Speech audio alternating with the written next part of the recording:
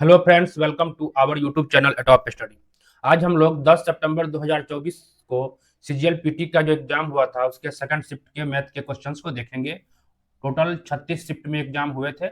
आज ये पांचवा शिफ्ट है, ठीक है। सेकंड दिन का सेकंड शिफ्ट हम लोग बता रहे हैं। 9 तारीख से एग्जाम स्टार्ट हुआ था, ठीक है। तो सेकंड दिन का सेकंड शिफ्ट है, यानी पांचवा शिफ्ट बता रहे हैं। टोटल 36 शिफ्ट हम अपलोड कर देंगे, ठीक है। चलते हैं इसके मैथ के क्वेश्चन पे। फर्स्ट क्वेश्चन है, यदि ए अनुपात बी बराबर 6:8 है और बी अनुपात सी बराबर 5:12 है तो ए अनुपात बी अनुपात सी का मान क्या होगा बताना है, ठीक है। ए अनुपात बी अनुपात क्या है? 6:8, यानी कि 3:4 है। इसको और सरल कर दिए। और बी और सी का अनुपात, बी के सामने बी लिखते हैं, 5 है और सी 12 है। ये बी है और ये सी है, ठीक है। जब भी इस तरह क्वेश्चन पूछे तो इस तरह लिखने के बाद बी और सी को इक्वल करने का कोशिश करिए, क्योंकि बी तो सेम ही है।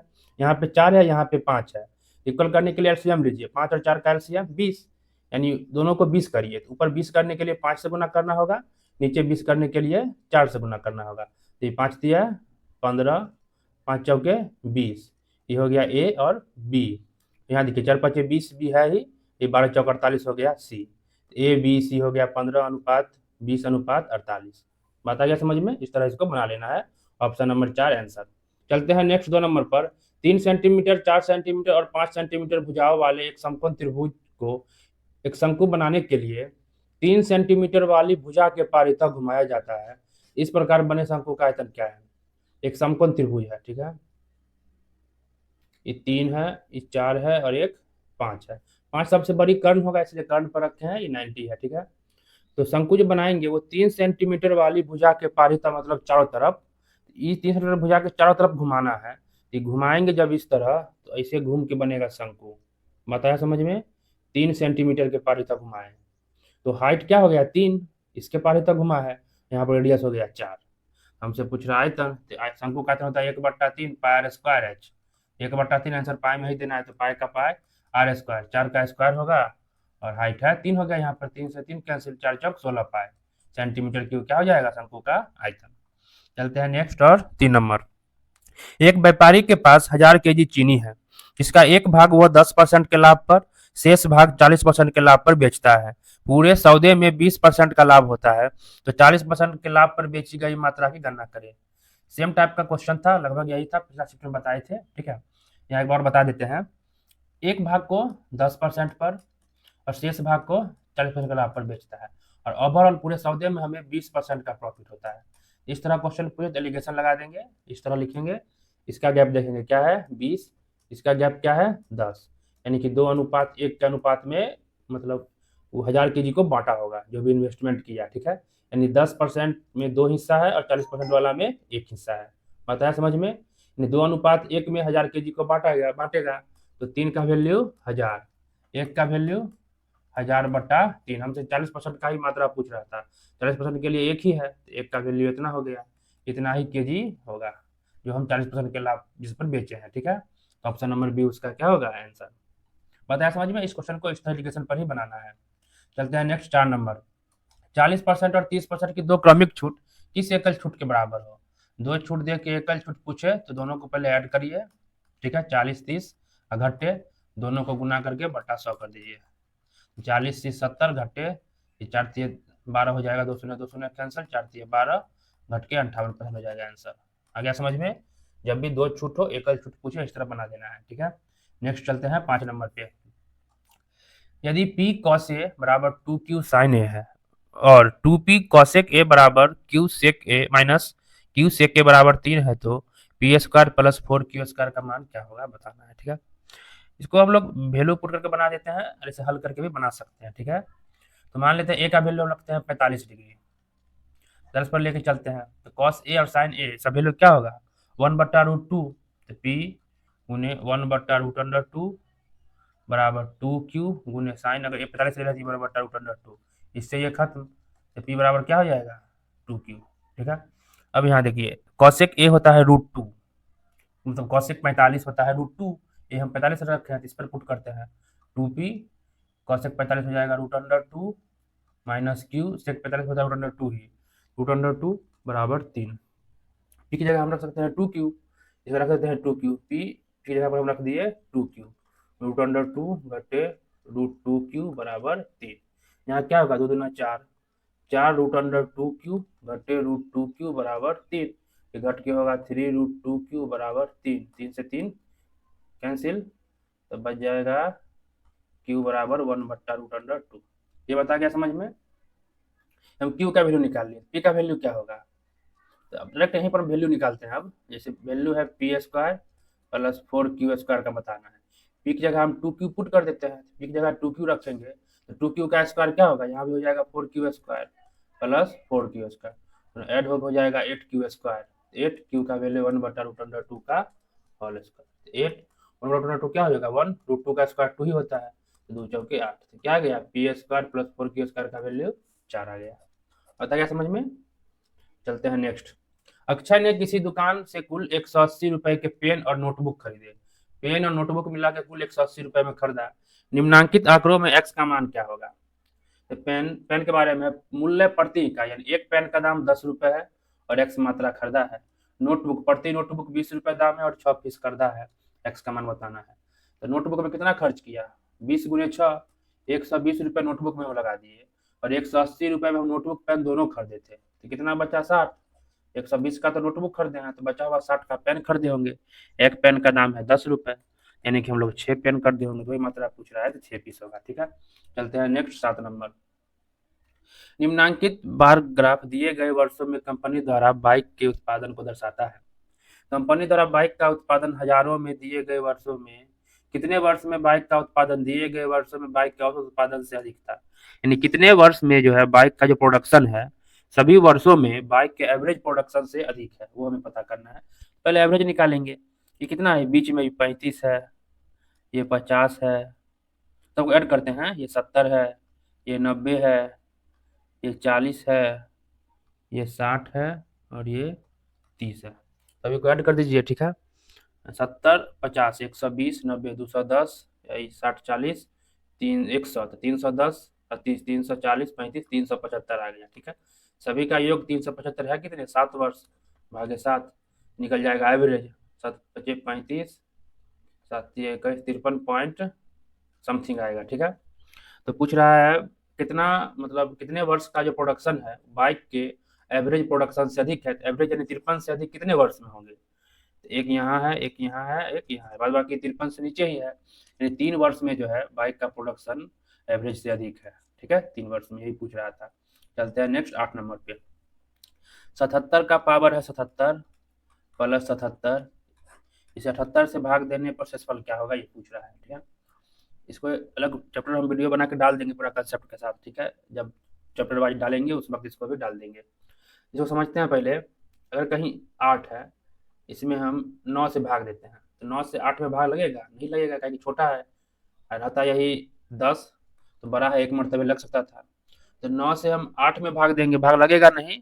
अगर कम हो तो यहाँ पर पूछेगा शेषफल क्या होता है, तो भाग तो लगना है नहीं, इस स्थिति में शेषफल क्या रह जाएगा 8 ही। यहाँ पर पूछे हम आपसे 9 से 10 में भाग देंगे, शेषफल क्या होगा, शेषफल 1 होगा, ताकि 9 इकाई 9 कट के शेषफल 1 बच गया। ये दोनों बात आ गया समझ में। अब यहाँ देखिए, 8 से हम 9 में भाग दे रहे हैं, शेषफल 8 बचा, इसको हम अगर 9 से 8 में भाग देंगे ना, तो शेषफल -1 भी लिख सकते हैं, ये ध्यान रखना है, जब कम हो तब, अधिक में तो होना ही नहीं है। जैसे 9 है, 1 कम है, तो -1 शेषफल बचना कहलाएगा। ये बात आ रहा है समझ में। जैसे हम कहीं पर बोल दिए 15 है, ठीक है, और ऊपर यदि 13 है, तो भाग देंगे, शेषफल को -2 भी लिख सकते हैं। हम आपको लिए कहीं पर x है, उसमें 15 से भाग दिए, शेषफल -2 आ रहा है, x क्या हो सकता है, इससे आप कैसे पता करिएगा, तो 15 में इसको घटा दीजिए, यानी कि x क्या होना चाहिए 13।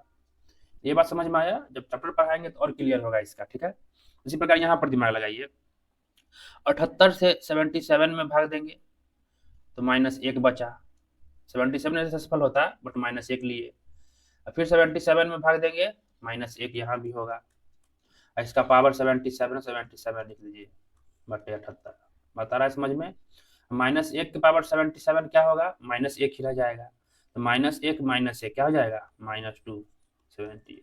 ठीक है, तब बताइए -2 है, 78 से भाग दिए तो -2 आया, यहाँ पर शेषफल क्या होना चाहिए, 78 में से 2 घटा देते हैं, 76 होना चाहिए। बात ये आया समझ में, नहीं आया तो कमेंट जरूर करिएगा। ठीक है, इसका हम कंसेप्ट के साथ आधा घंटा का वीडियो होगा, बना के डाल देंगे, सभी चीज़ें क्लियर हो जाएगी उसमें। ठीक है, चलते हैं नेक्स्ट 9 नंबर। ठीक पिछला शिफ्ट में सेम क्वेश्चन था, सेम कंसेप्ट पर, इसे बना लीजिएगा खुद। नेक्स्ट 10 नंबर, कॉट थीटा बराबर 4/3 है तो इसका मान क्या होगा बताना है। ठीक है, इसे पहले हल कर लेते हैं और छोटा कर लेते हैं। देखिए सेक थीटा, इसके बराबर क्या लिख सकते हैं हम लोग, cosec square theta minus cot square theta बराबर 1 होता है। यहाँ से लिख दिए कॉसेक स्क्वायर थीटा बराबर 1, इधर भेजेंगे प्लस में कॉट स्क्वायर थीटा लिख सकते हैं। इसका वैल्यू है कॉसेक स्क्वायर थीटा, इसके जगह पर लिख सकते हैं कॉसेक स्क्वायर थीटा। ठीक है, अब cosec square theta minus cot theta होता है 1। ठीक है, यहाँ पर आ जाएगा 1, बटा में दे रखा है तो बटे कॉसेक क्यू थीटा। बात आ गया समझ में, स्क्वायर है यहाँ क्यू है, सेक थीटा एक दो कट जाएगा तो जब बच जाएगा 1 कॉसेक थीटा, 1/1 कॉसेक थीटा बच गया। 2 था 3 था तो 1 ही बचेगा।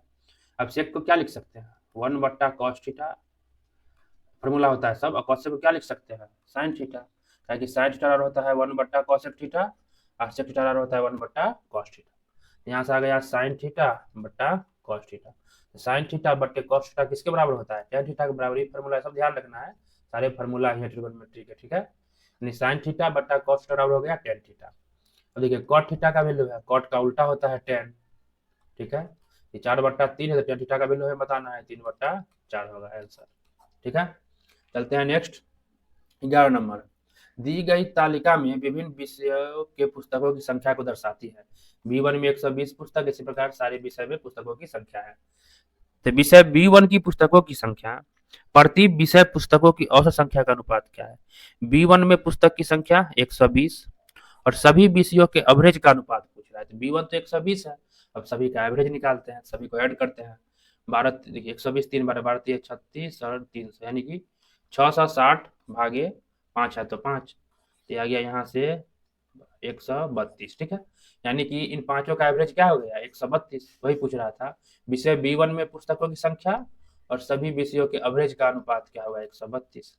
12 दहाई 120, 10 12 से कट रहा है, 12 दहाई 120, 12 से 11 मरतबे कट गया, यानी 10/11, 10:11 क्या हो गया इसका आंसर। ठीक है, चलते हैं नेक्स्ट और 12 नंबर क्वेश्चन पे। त्रिभुज EFG और HIJ समान है, साथ ही कोण E बराबर कोण H है और कोण F बराबर I है। यदि 3EF बराबर HI है और FG बराबर 9 है तो IG का बराबर किसके बराबर होगा वैल्यू। समान नहीं समरूप कहना चाह रहा है। ठीक है, समान में लोग सर्वांगसम भी समझ सकते हैं, बट ये देखिए यहाँ पर ये लिखा हुआ है, ये समरूप बोलना चाह। सर्वांगसम का दोनों का भुजा क्या होता है इक्वल होता है। एक है EPF त्रिभुज EFG है। ठीक है, एक त्रिभुज है HIJ, इसमें E बराबर H है, ये थीटा तो ये थीटा है, F बराबर I है। ठीक है, ये अगर अल्फा है तो ये अल्फा है। ठीक है, और साथ में दे रखा है FG बराबर 9, FG बराबर 9 है, और 3EF बराबर मतलब HI है, यानी कि EF जो है HI से छोटा है, यानी इसको तिगुना करेंगे तब इसके इक्वल हो रहा है, यानी 1 है तो ये 3 है, हिंट बोलना चाहा। 3EF बराबर HI, यानी ये जो HI है इसका तिगुना है। ठीक है, तो FG 9 है तो IJ क्या होगा, तो समरूप हो रहा है त्रिभुज, समरूप में भुजा अनुपातिक होते हैं, 1 है तो 3 है, 9 है तो 27 होंगे, यही ध्यान रखना है इसमें। ठीक है, समरूप हुए सर्वांगसम में इक्वल होते हैं। 3 अम्ल ABC की सांद्रता क्रमशः 20%, 30% और 40% के रूप में निर्दिष्ट की गई है। उन्हें 3:5:1 के अनुपात में मिश्रित किया जाता है, जिससे 30% सांद्रता वाला विलयन प्राप्त होता है। तो ए का मान क्या होगा, देखिए ABC 3 अम्ल है जिसकी सांद्रता 20%, 30% और 40% है। इन्हें 3:5:1 के अनुपात में मिलाते हैं, यानी 3 लीटर A लेते हैं तो B 5 लेते हैं, C A लेते हैं, और तीनों को मिलाने के बाद उसकी सांद्रता से उसमें सांद्रता 30% हो जाती है। ए का मान बताना है। देखिए 3 हिस्सा लिए मतलब 3 लीटर लिए मान लेते हैं ए, इसमें 20% सांद्रता है, यानी 20/100 है। अब 5 लिए 30%, इसमें इतना सांद्रता है।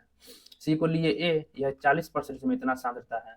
ओवरऑल तीनों को मिलाने पर यानी 3 + 5 + A तीनों जब मिल गया तो उसमें सांद्रता कितना हो गया 30/100।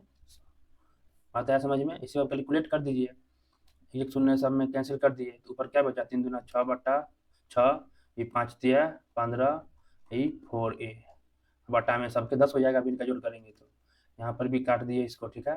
तो 5 3 8 प्लस a 3 बटे में 10, 10 से 10 खत्म, 15 6 21 प्लस 4a बराबर 3 8 24 प्लस 3a, इधर भेजेंगे तो बराबर इधर भेजेगा 3 हो गया, यानी a का मान क्या हो जाएगा 3, ठीक है।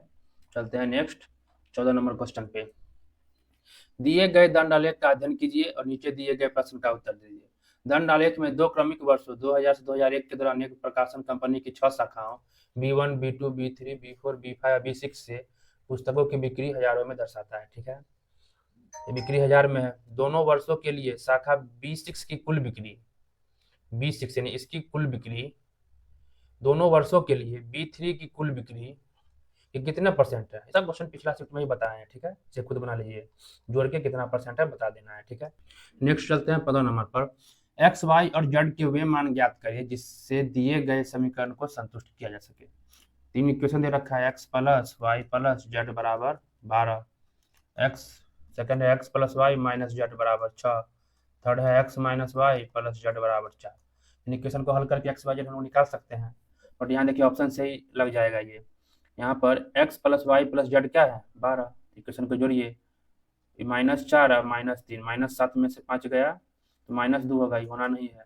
इसे ऐड करिएगा 5 3 8 में से 4 गया 4 हो रहा है, ये भी नहीं होना है। 5 4 9 में से 3 गया 6, ये भी नहीं होना है। देखिए यही बच गया, जो तीनों का जो क्या हो रहा है 12, ऑप्शन से ही ये लग गया, ठीक है। जब इसे हल करना हो तो इक्वेशन 1 2 और 3 तीन इक्वेशन है, हल करके भी ला सकते हैं। जैसे फर्स्ट और 2 को घटाइए और घटाएंगे एक्स एक्स खत्म वाई वाई खत्म, ये माइनस का प्लस होता, यहाँ पर माइनस होता, तो जेड जेड 2z बराबर 12 में 6 गया 6, तो जेड यहाँ से 3 निकल गया। उसी प्रकार देखिए फर्स्ट और थर्ड में इसको यदि हम घटाते हैं तो एक्स एक्स खत्म होगा, जेड जेड खत्म होगा, यहाँ प्लस होता है यहाँ माइनस होता है, वाई वाई 2y 12 में से 4 गया 8, तो वाई निकल गया 4। उसी प्रकार इक्वेशन 2 और 3 को देखिए, यहाँ देते हैं जोड़, तो वाई प्लस माइनस में खत्म, जेड जेड खत्म, 6 4 10, 2x बराबर 10, x क्या गया 5। इस तरह हल करके भी निकाल सकते हैं, बट ऑप्शन से ही लग गया तो ऑप्शन से ही मार के बढ़ जाना है, ठीक है। नेक्स्ट 16 नंबर, पाइप L एक पूल को 30 घंटे में, पाइप M 45 घंटे में भर सकता है। ये दोनों पाइप को एक खाली पूल में खोल दिया जाए तो इन्हें भरने में कितना समय लगेगा? 30 घंटे L और M जो है 45 घंटे। LCM लेंगे टोटल 90, LCM 90 आया, इसे टोटल कैपेसिटी समझना है टैंक का, इतना हमें भरना है, ठीक है। L 30 मिनट में भरता है, 30 से 90 में भाग दिए 3 आया, इसका क्षमता क्या हुआ 3। M 45 मिनट में 90 भर सकता है, ये 45 दूना 90 आया, M का क्षमता 2 हो गया। अब दोनों मिल के साथ में चलेंगे तो 3 और 2 5, यानी दोनों जब साथ में चलेंगे तो 5 भरेंगे पर मिनट, भरना कितना है 90, दोनों कैपेसिटी 5 से भाग दे देंगे, 18 मिनट में क्या होगा दोनों टैंक को भर देंगे, ठीक है। इस तरह पूरा करिए, डायरेक्ट सब क्वेश्चन अभी आए, 2 दे रखा हो, 2 व्यक्ति किसी कार्य को करते हैं या 2 नल, इस टाइप का क्वेश्चन आए तो दोनों को गुना करिए, 30 गुने 45, नीचे दोनों को जोड़ दीजिए, 45 30 75, इसे कैलकुलेट करिए, 15 तिया 15 पचे 5 छक्के तो 6 तिया क्या हो गया 18 मिनट में दोनों कर देंगे, ठीक है। नेक्स्ट नंबर क्वेश्चन पे, निम्नलिखित को सरल करें, इसे हल करना है, ठीक है।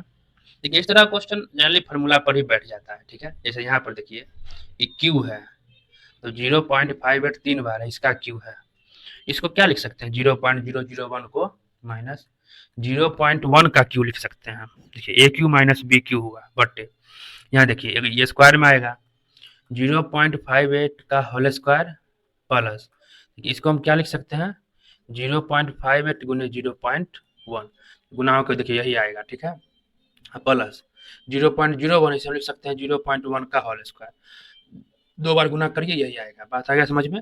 A cube minus B cube पर बैठा, नीचे A square plus A B plus B square, A cube minus B cube क्या होता है A cube minus B cube, A minus B into A square plus A B plus B square.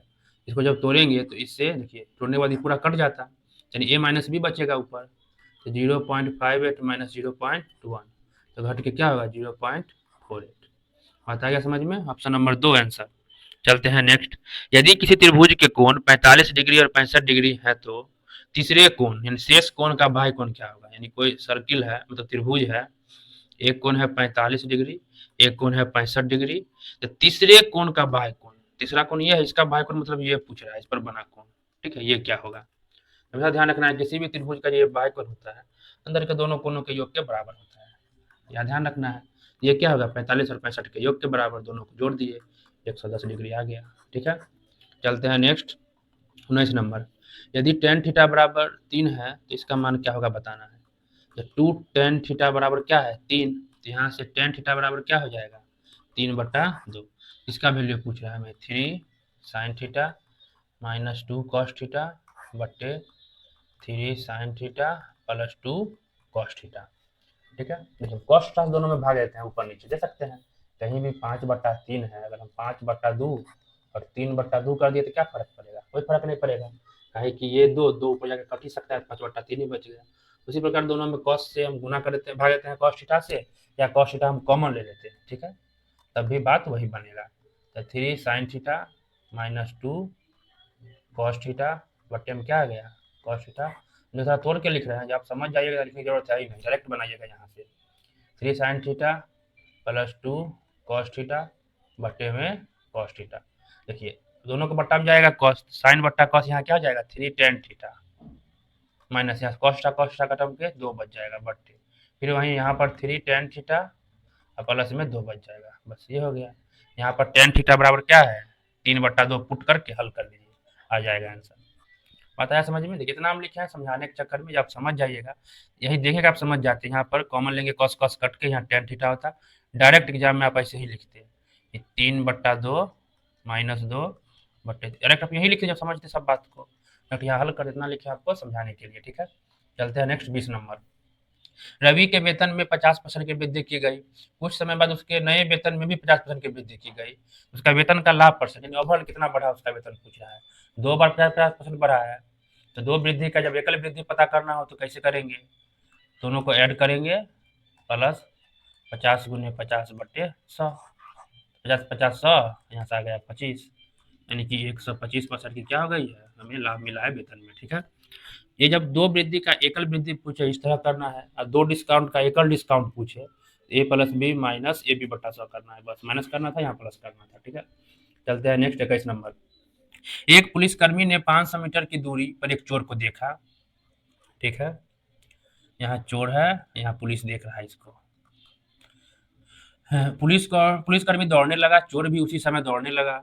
चोर 15 kilometre की चाल से दौड़ रहा है, चोर दौड़ रहा है 15 किलोमीटर प्रति घंटा की चाल से, चोर को पकड़ने में पुलिसकर्मी को 15 मिनट लगे। पुलिसकर्मी इसको पकड़ रहा है, बीच का दूरी है 500 मीटर, इसे पकड़ने में पुलिसकर्मी को 15 मिनट लगे, ये क्लियर। तो अब बताइए चोर 15 की चाल से चल रहा है, तो पुलिस अगर 15 से कम की चाल से चले यानी 14 की चाल से चले तो कभी पकड़ पाएगा, कभी नहीं पकड़ेगा।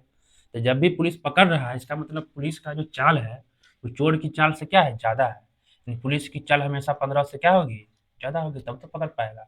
ऑप्शन में 15 से बड़ा कितने हैं, एक ही है। ये सबको तो बिना बनाए हम लोग मार के निकल जाएंगे अगर समझते हैं बात को तो, ठीक है। जब हल करना तो इस तरह हल करेंगे।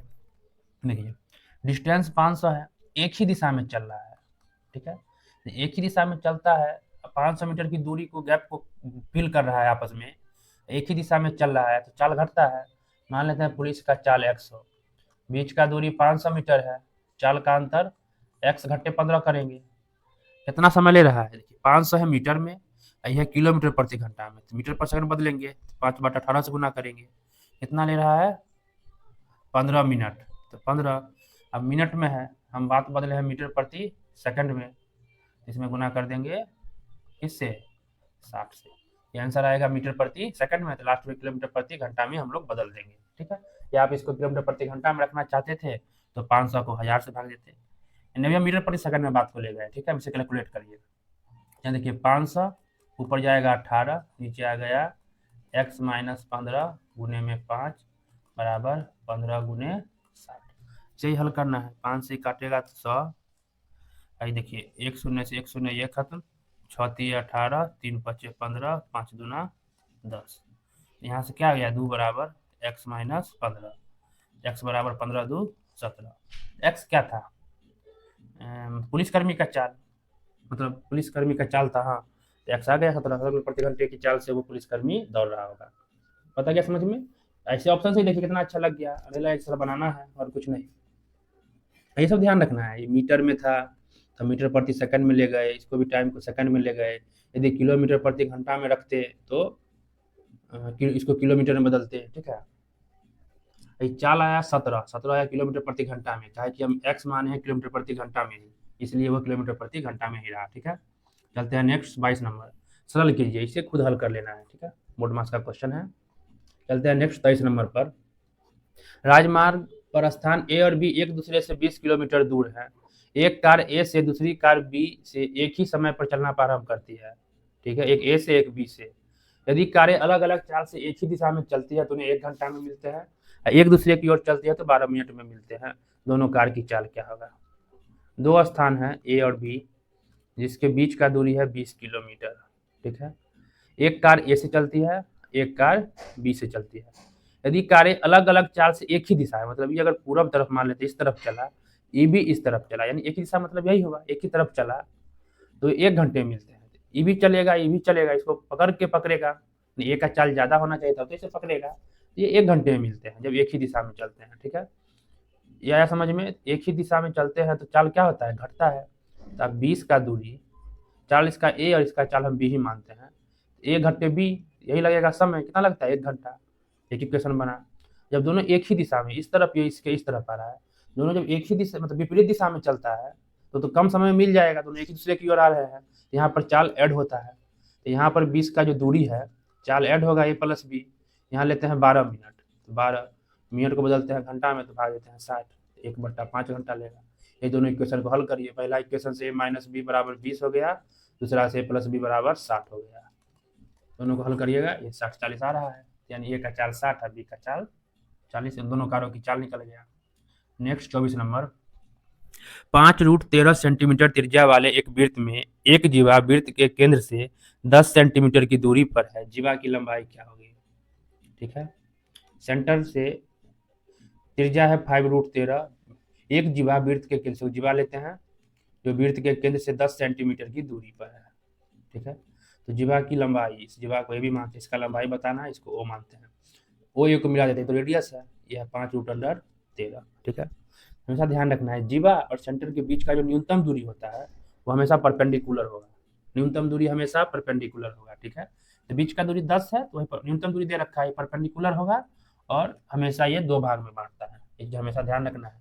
तो ओ इसको मान लेते हैं पी, ओ पी एक समकोण त्रिभुज बना, इसमें ये कर्ण है, लंब है तो यह आधार है, तो कर्ण का स्क्वायर क्या होता है? लंब का स्क्वायर आधार का स्क्वायर, यानी 5√13 का जो स्क्वायर होगा 10 के स्क्वायर, इसको एपी मान लेते हैं, एपी के स्क्वायर, ये क्या होगा? बराबर कर्ण स्क्वायर बराबर लंब स्क्वायर आधार स्क्वायर, यहाँ से हम एपी निकालते हैं तो 25 गुने 13 तो कितना आ जाएगा? 325, 25 दाएँ 250, 75, 325 आ गया, 10 दाएँ 100, इधर भेजेंगे तो घटे 100 हो जाएगा, बराबर एपी का होल स्क्वायर, यहाँ से आ गया 225 बराबर एपी का होल स्क्वायर, एपी बराबर स्क्वायर हटेगा रूट चढ़ेगा 225, आ गया 15। इस एपी का वैल्यू 15, दोनों जब इक्वल होते हैं तो ये भी 15 होगा, तो जीवा 15 15 30 हो जाएगा, ठीक है। चलते हैं नेक्स्ट और इस शिफ्ट का लास्ट क्वेश्चन, 6% वार्षिक साधारण ब्याज पर 4 वर्षों में दे 26,160 के ऋण को चुकता करने के लिए आवश्यक वार्षिक किस्त क्या होगा? यानी हमें 4 वर्षों में 4 किस्त में देंगे, इतने रुपए की देय राशि के लिए हम लोग कितना किस्त पेमेंट करेंगे? यहाँ देखिए समझिए, 6% रेट है, 4 वर्षों में वार्षिक किस्त दे रहे हैं, यानी 4 किस्त देंगे, जो भी हम 4 किस्त देंगे समान है, अगर ये x रुपये है तो ये x है, ये x है, ये x ही होगा, यही बोल रहा है। तो 26,160 ऋण को चुकता करने के लिए, यदि हम इंस्टॉलमेंट में नहीं देते तब इतना रुपए चुकता करते हैं, ये ध्यान रखना है। कहीं भी क्वेश्चन में आता है सिंपल इंटरेस्ट के इंस्टॉलमेंट में कोई भी अमाउंट दे रखा है, इतना अमाउंट के लिए हम क्या किस्त बांधे, 4 वर्ष 3 वर्ष 5 वर्ष, जो अमाउंट दिया रहता है वो विदाउट किस्त पर उतना अमाउंट होता है, यानी आदमी किस्त के रूप में न दे तो फाइनली 4 वर्ष बाद इतने रुपये लौटाता, बट वो किस्त में दे रहा है तो फाइनली जो अमाउंट हम लौटाएंगे उससे तो कम ही देंगे, काहे कि 4 साल बाद जब रुपया हम देंगे किसी को तो कुछ ब्याज तो एक्स्ट्रा ही देंगे, तो वही सारे एक्स्ट्रा ब्याज मिलके ये होते हैं। जब इंस्टॉलमेंट पर हम दे रहे हैं थोड़ा थोड़ा पहले से ही हर एक वर्ष, तो ब्याज थोड़ा कम ही भरेंगे, बात आया समझ में? जो भी आंसर होगा इससे कम ही होगा। तब समझिए उसको कैसे बनाएंगे, इसमें आप हर एक किस्त को 100 मानिए, ठीक है, हर एक किस्त क्या है? 100 है, यानी हम किस्त के रूप में उसको 400 रुपये 4 बार में दे दिए। अब सोचिए फर्स्ट ईयर के लास्ट में आप 100 रुपये किस्त दिए, यदि किस्त नहीं दिए होते हम तो ये 3 साल तो हम ब्याज देते उसको, ई पैसा तो 3 साल ब्याज के रूप में और भरते अगला को। यही ब्याज कितना भरते, तो 6% से 3 साल भरते, इस अमाउंट के लिए बोल रहे हैं। इसके लिए हम ब्याज क्या भरते, 6% से 3 वर्ष के लिए भरते, 6% से 3 वर्ष के लिए भरते तो 18 रुपये ब्याज भरते। और सेकंड जो 100 दिए, ये यदि न देते तो उसके लिए 2 साल ब्याज भरते, 6% से 2 साल, यहाँ पर 12 रुपये ब्याज भरते। और थर्ड ईयर जो किस्त दिए वो यदि हम न देते तो इसके ऊपर 1 साल ब्याज और देते, 6% से 1 साल के ब्याज 6 रुपये यहाँ ब्याज देते, और लास्ट में पैसा देके तो बात ही खत्म हो गया, यहाँ तो ब्याज देने का सीन ही नहीं रहा। ठीक है, यानी कि 100, 200, 300, 400 रुपये ये हुआ। यदि हम ब्याज किस्त के रूप में न देते तो इतना ब्याज और भरते, तो 12, 18, 30, 36 रुपये ब्याज के रूप में देते। यही है 436 रुपये के बदला हम 400 रुपये दिए हैं, किस्त के रूप में दिए हैं तो कम दिए हैं। यही अमाउंट 26,160 के इक्वल है। समझ में आया? एक का वैल्यू यहाँ से निकालिए, तो एक का वैल्यू आ जाएगा यहाँ से 60। ठीक है, हमें बताना है किस्त, किस्त है 100, तो 100 का वैल्यू क्या हो जाएगा, 60 गुणे 100 यानी कि 6000, यानी हम 6000 रुपये किस्त के रूप में दे रहे हैं। बात आया समझ में क्या हम बताना चाहे? जब भी ऐसा क्वेश्चन आए 400 मान लेना है, जितने भी किस्त हो उतना किस्त लेना है। ठीक है, और टाइम एक इसका फॉर्मूला भी होता है, फॉर्मूला भी नहीं बता रहे हैं। 4 वर्ष है, पहले 3 वर्ष के लिए देखिए 6 3 18, सेकंड 2 12, थर्ड 6, लास्ट का देना ही नहीं है। तो ओवरऑल यही अमाउंट उस दिए गए अमाउंट के इक्वल होता है, तुम्हारे 100 का वैल्यू निकाल के बता देना है। बताया समझ में? अच्छा लगा वीडियो तो वीडियो को लाइक करें, चैनल को सब्सक्राइब करें। इसी तरह नेक्स्ट शिफ्ट का भी वीडियो हम डालेंगे, जल्द से जल्द सारी वीडियो अपलोड कर देंगे। ठीक है, और 2025 में पूछे गए सीजीएल के पीटी एग्जाम का भी आंसर किया जा चुका है, तो उसका भी हम सॉल्यूशन वीडियो अपलोड कर देंगे। थैंक यू फॉर वॉचिंग, मिलते हैं नेक्स्ट वीडियो में।